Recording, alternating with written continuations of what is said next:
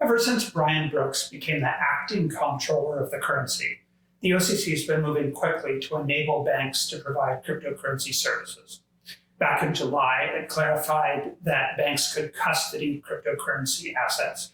And now just last month, the OCC issued an interpretive letter that clarified that banks can take deposits that serve as reserves for stablecoin customers. And given the massive expansion of the stablecoin market over the last few years, that's potentially a huge opportunity for federally chartered banks.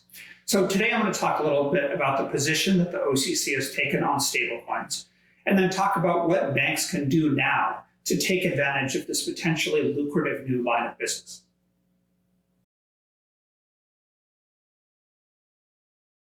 Stablecoins are just one type of cryptocurrency, and they tend to have a value that is tied closely to the value of some other asset that already exists in the marketplace. So, for example, there are stablecoins that are tied to the value of the US dollar. There are stablecoins that are tied to the value of commodities like gold or diamonds.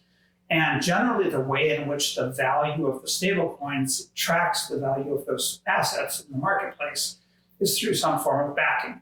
So, for example, a stablecoin that is tied to the US dollar may be backed by actual US dollars held in bank accounts or cash equivalent securities that are held by the issuer of that stablecoin. But the OCC has defined stablecoin in a much more restrictive way than how it's generally used in the marketplace. It has to be backed by a fiat currency. It can't be a commodity.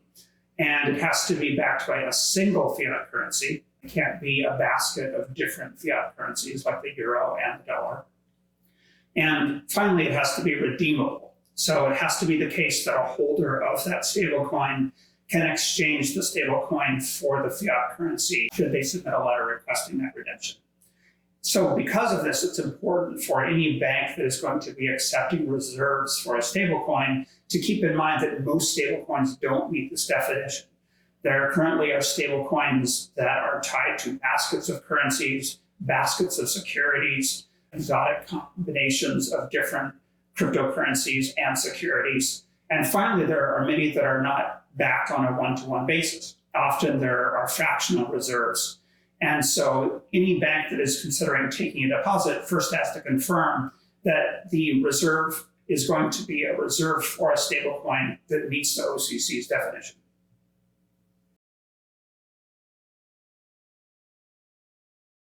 Accepting stablecoin deposits can be incredibly lucrative for a bank. So what does a bank have to do before it starts accepting those stablecoin deposits? Well, first of all, there are requirements that are specific to stablecoins. So for example, you need to figure out how you're going to verify that that specific stablecoin issuer is backing each token on a one-to-one basis with fiat reserves. And that'll require getting to know the system of that customer, because the verification process will be different for each different cryptocurrency issuer that is issuing a new stablecoin.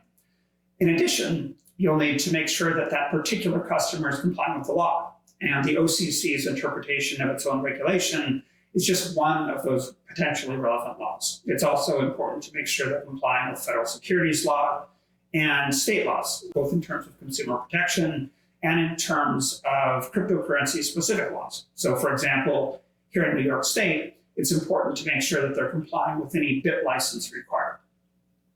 In addition to those requirements that apply specifically to stablecoins, there are just general requirements that apply to any new deposit account that a bank opens. So they need to make sure that the Bank Secrecy Act and anti-money laundering systems can adequately monitor any transactions in that account. They need to make sure they know their customer and who the beneficial owner is of that account that's being opened. And they also need to engage in just their traditional risk management review. And there are some risks that are specific to stablecoins that need to be considered, such as the impact that accepting these reserve deposits can have on liquidity. So there's a lot of complicated questions here. This is a brand new area.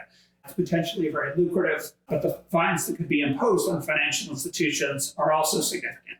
But good news, I'm a lawyer. So if you have any questions about this new OCC policy or how you can take advantage of the OCC's interpretive letter and what that means in terms of stablecoins, give me a call. I'd be happy to talk to you.